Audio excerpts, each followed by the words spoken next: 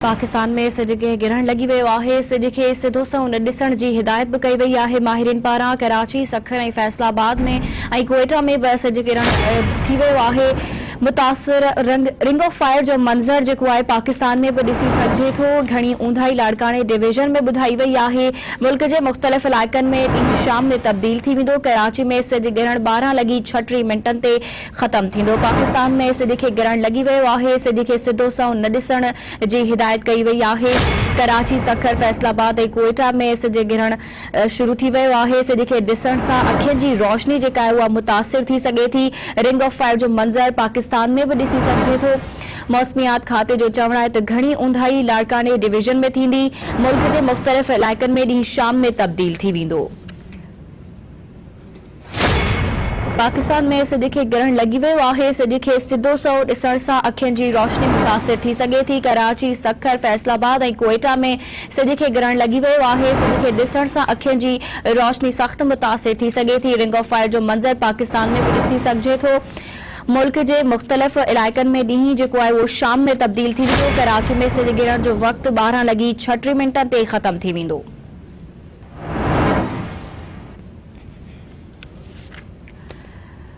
अहम ख़बर आहे नाज़रीन, हिकु भेरो ॿीहर मां खे ॿुधाए रहिया आहियूं त पाकिस्तान में सिज खे गिरहण लगी वियो आहे। पाकिस्तान जे मुख़्तलिफ़ शहरनि में सिज खे गिरहण लगी वियो आहे, जंहिंखे बराह रास्त ॾिसी सघिजे थो। पर माहिरनि जो चवणु आहे त सिधो संहुं ॾिसण सां अखियुनि जी रोशनी मुतासिर थी सघे थी। सिज गिरहण ॾिसण सां अखियुनि जी रोशनी मुतासिर थी सघे थी। रिंग ऑफ फायर जो मंज़र पाकिस्तान में भी ॾिसी सघिजे थो। कराची में सिज गिरहण 12:36 ते ख़त्म थी वेंदो।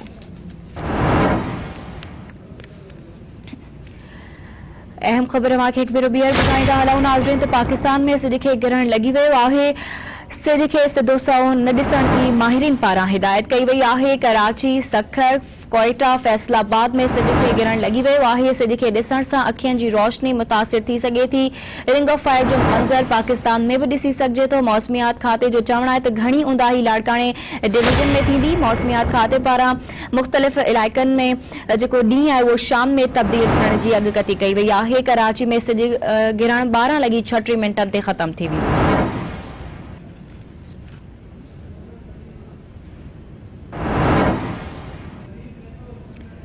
इन हवाले से वधिक तफ़सील मालूम करण लाइ असां टेलीफोन लाइन ते मौजूद आहे धरती टीवी सखर जो रिपोर्टर सलीम सहितो। जी सलीम, इन हवाले से वधिक ॿुधाइजो। जी बिल्कुल, जो सखर में सिज गिरहण शुरू थी आहे 9:30 बजे खां वठी माण्हू जेके आहिनि सो घरनि ताईं महफ़ूज़ थी विया आहिनि। छो त इंतिज़ामिया पारां इंतिज़ामिया पारां ऐं मुख़्तलिफ़ सोशल मीडिया जे ज़रिए माण्हुनि खे आगाह कयो वियो हो त सिज गिरहण सखर में भी असरअंदाज़ थींदी ऐं हुन सां नुक़सान थी सघे थो। तो 9:30 बजे जीअं सिज गिरहण 9:34 ते सखर में शुरू थी आहे ऐं हिन वक़्तु जेको सिज मुकमल तौर ते ढकिजी चुको आहे, निकिरी चुको आहे ऐं शाम वारो मंज़र पेश थी रहियो आहे। पर इन जे बावजूदु माण्हू जेके आहिनि हिकु त ख़ौफ़ में वरितल आहिनि, उन्हनि में हिकु ॾहकाव पखिड़ियल आहे ऐं माण्हू घरनि ताईं न ॿुधा आहिनि। सखर शहर जूं बाज़ारूं जेके आहिनि, जेके दुकान आहिनि, जेके ॿाहिरि चौक चौराहा उहे सुनसान सन्नाटे जो मंज़र पेश था कनि, वीराने जो मंज़र पेश था कनि था। सभु माण्हू हिन वक़्तु पंहिंजे घरनि ते मौजूदु आहिनि। छो त इंतिज़ामिया पारां ऐं सोशल मीडिया जे ज़रिए इहो ॿुधायो वियो त हीअ जेका सिज गिरहण आहे सा सखर में सुबुह जो 9:30 बजे 9:34 खां शुरू थींदी ऐं 12:56 ताईं इहा हिते जारी रहंदी। त इन जो मक़सदु इहो त 9:30 बजे खां वठी 1 बजे ताईं माण्हू एहतियात कनि, घरनि में रहनि।